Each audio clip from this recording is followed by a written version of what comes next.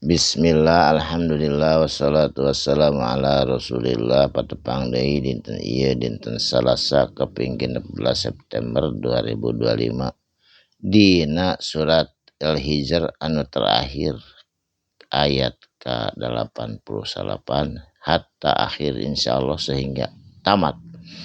A'udzubillahi minasyaitonirrajim. Bismillahirrahmanirrahim. Waqul jeung bejakeun ku anjeun Muhammad saur Allah.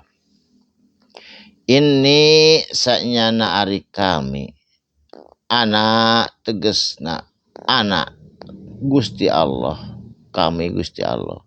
Nadiru anu maparin peringatan ka jalma-jalma sadayana, mubinu anu nyata anu jelas peringatanana aya dina Quran, aya dina Toret, aya dina Jabur, aya dina Injil.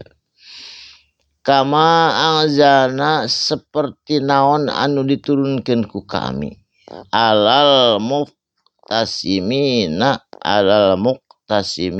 ka jama-jama anu sok milih-milih ayat Quran. Contohna Quran anu nguntungkeun dibacakeun, diedarkeun, nguntungkeun kadirina. Ngan lamun anu ngarugikeun kadirina, anu nyindir kadirina ditutupan teu daek macakeun. Tah eta teh disebutan muqtasimina anu sok milih-milih ayat Quran. Saterasna tah tamat insyaallah dinten ieu.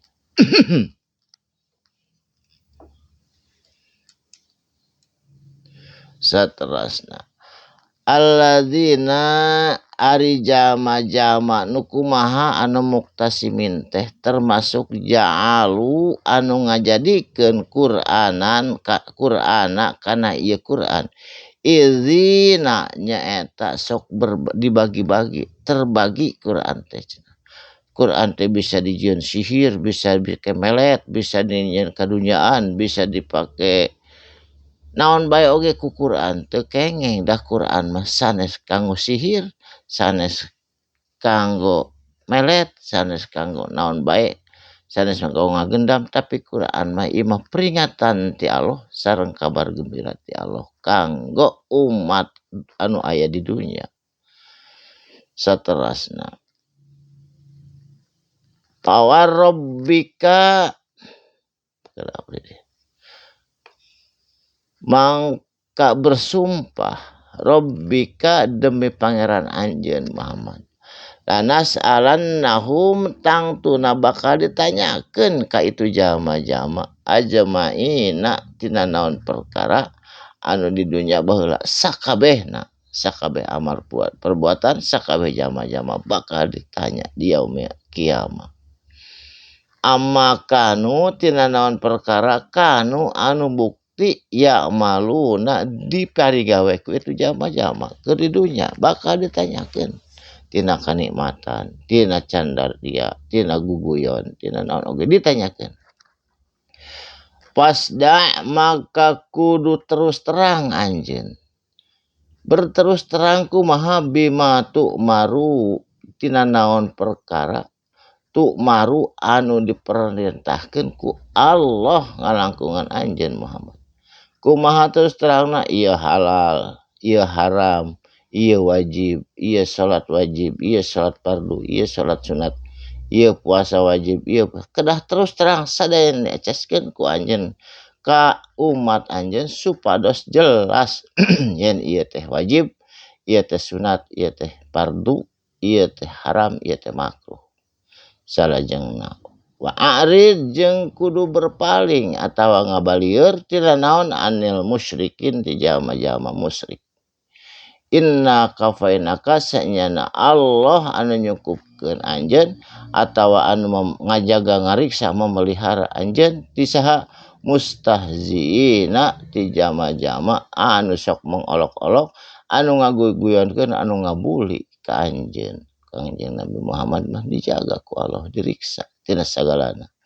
Saterasna alladzina yaj'aluna ari itu jama-jama nu sok ngaguguyonkeun teh nyaeta jama-jama yaj'aluna anu ngajadikeun saha ma'allahi sartana Gusti Allah ilahan akhor kana sesembahan saja.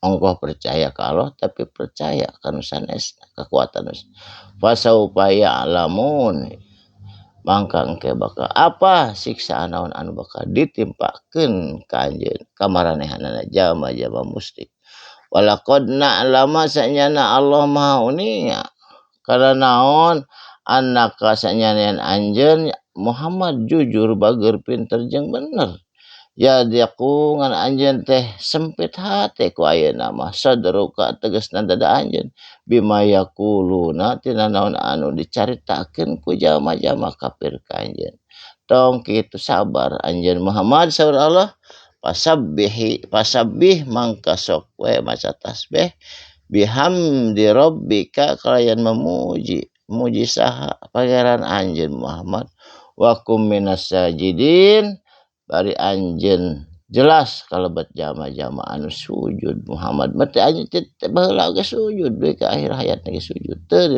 sujud wa'bud maka kudu ibadah rabbaka ka pangeran anjeun hatta ya'tiyaka sehingga dipaparinkeun ka anjeun yaqinu kayakinan atawa kematian jadi yakin urang ibadah teh kudu duwi ka maot ulah eureun memeh maot atau maot keur kaayaan maksiat naudzubillah sakalimat dua kalimah mugi aya manfaatna barakallahu li wa lakum sadaqallahul adzim wassalamu alaikum warahmatullahi wabarakatuh.